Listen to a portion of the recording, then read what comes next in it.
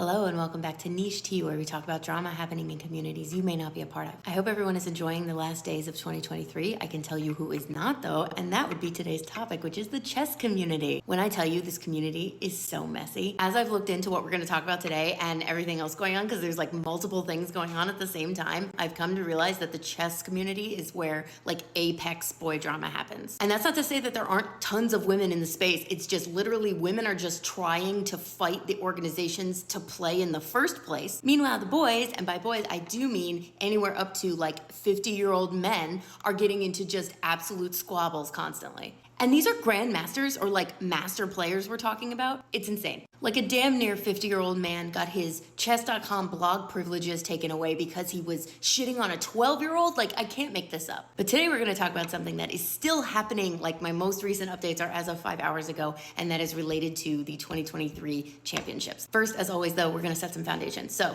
I assume most people know what chess is. I'm not going to explain how the game works. There are obviously tons and tons of people who play chess throughout the world, and there is a governing body of chess called FIDE, which is the acronym for the French title of the organization, but in English it's the World Chess Federation. They oversee tournaments, rules of play, how people are ranked, stuff like that. Now, when we talk about rankings, these are determined based on a unit called ELO points. These are officially monitored and tracked by FIDE, and you earn or lose points based on your performance in like FIDE recognized matches. How many points you win or lose in a match with someone else is based on how many points you had going in compared to theirs. So if theirs were much higher than yours going in and you win, you get a bigger bump in points than you would have if you went in against somebody who had the exact same ranking as you. And same thing in reverse. If that person who has a much higher rank loses to you with a much lower rank, they lose more points than they would if they played against somebody with the same rank as them or someone higher ranked than them. So in the simplest terms, theoretically, the higher your point score is, the better chess player you are. So as I mentioned in the beginning, this is about the championships for 2023, which that championship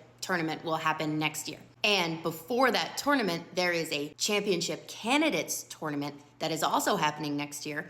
And right now, everyone's fighting to get into this candidates tournament so that they can potentially win the candidates tournament to get to the actual final championships. There are 8 spots open for the candidates tournament. 6 of them are actually not open. They're actually filled already based on tournaments that have already happened earlier in the year. And there are 2 spots left open. We're focusing on one of them because there's one player who is specifically gunning right now to take the last spot, which will be given to the person with the highest number of ELO points as of the end of 2023. Now this gets a little bit confusing, so I'm going to try and simplify. I believe the person who was on top was a player named Wesley So. And it looked like Wesley was probably going to be the person to take that last candidate spot for that tournament next year. But there is another player named Alireza Firouzja, who is an Iranian French champion. Firouzja would obviously like to be in the championships and thus would like to be in the candidates tournament. So my understanding is, and I'm not sure exactly how this is happening, but there are jobber tournaments being set up for him so that he can inflate his score in time for the end of the year so that he can overtake Wesley So and get that last spot. This seems to be a thing that no one is contesting. Like, that is what is happening. But as this has progressed, it's kicked off a lot of scrutiny. These tournaments are all masters tournaments, but there's a lot of different point differentials between the rankings. Like, once you get to master, most of the guys he was going up against seem to have several hundred points below him, which means he gets fewer points from playing against them, but he's more likely to win. So the idea being like he'll get these tiny little bumps and bumps and bumps until he overtakes Wesley. People who support Firouzja bring up that A, this has been done before. Another year previously, this was done to get a candidate into the tournament, and everyone kind of agreed that it was fine.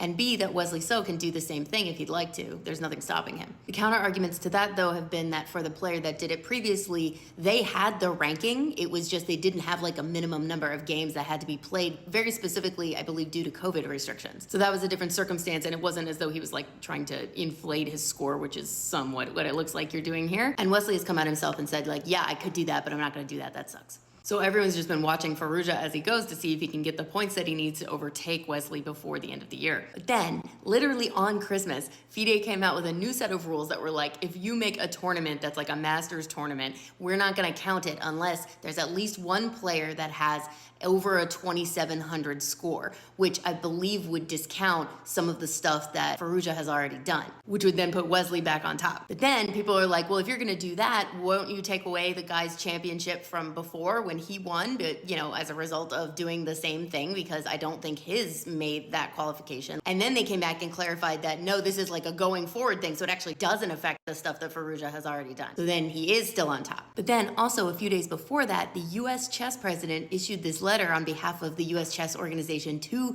FIDE and the world, basically being like, this French tournament, at least one of the ones that Faruja has done, shouldn't be counted at all because of, the way it was set up and what its clear intentions were. Wesley So is American, so that's part of the reason. But FIDE hasn't decided on that, so those points could still be taken away from him, which would put him back below Wesley So. Also, I'm getting the impression for at least a couple of games, he did not perform the level that he needed to get the points that he needed, and these were set up for you. That's a little embarrassing.